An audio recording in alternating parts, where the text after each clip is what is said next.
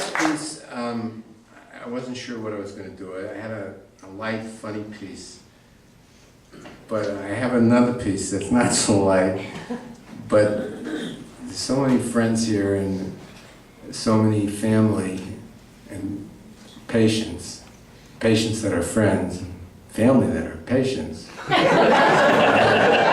I thought if I can't try this out on you, I wouldn't have the guts to send it in anywhere else. So it's called The Other Side. And that's all I'm going to say. From the east window of my living room, I see Lobo Peak. My home is in a valley and I'm surrounded by mountains. I know all their names. Pueblo Peak, El Salto, Lobo, to the west San Antonio and Ute, to the southwest Picaries, Truchas, and Jemez. Sometimes when I'm high up in the mountains, I could just about make out Giorgio O'Keeffe's Pedernal. Names are important. Naming something brings it closer, as if it's a secret that you found out, like naming a disease. Do you become that disease, or are you still the same person in a new geography? As a doctor, I'm always looking for the name. Could it be idiopathic Parkinson's, or Parkinson's-like symptoms caused by a stroke or head trauma? It's my job to name it. So there's something in the name that holds me to it, like when the neurologist confirmed the name of what I knew but rationalized away for years. I had Parkinson's. I love my home in San Cristobal. The east window looks out on the mountain range, one that I've climbed over and over, naming the peaks as I ascend, like a chant. The mountains are familiar to me as the names of my children, and I feel like they are longtime friends. I always think of these mountains as female. I don't know why. They are to me welcoming and nurturing and unpredictable. We seem at first to climb their skirts, climbing to their shoulders, to see the world in a new way. I have 14 children, and while I have no favorites, I do have a favorite trail, Gavilan. There's no peak, just a ridge, where I can see the other side. In fact, it's on the other side of San Cristobal, east of Lobo. Seeing the other side is one of those moments when you finally reach the ridge. You've climbed the mountain you're familiar with, and your world becomes magnified. There you can see a whole new perspective. It's a gift.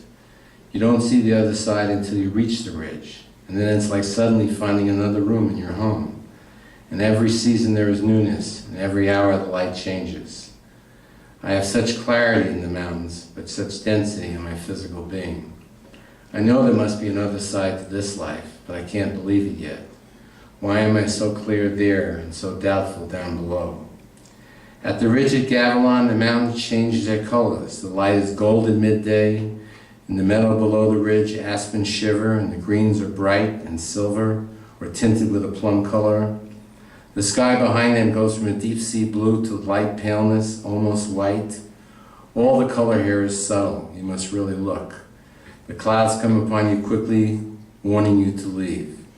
You see what we call walking rain, a vertical dark smudge in the sky moving towards you. On the ridge, lightning comes swiftly. Sometimes only 1 or 2 seconds separate from the thunder. Sometimes you feel the hair on your neck rise, and quickly you begin your journey down. She has shown her other side.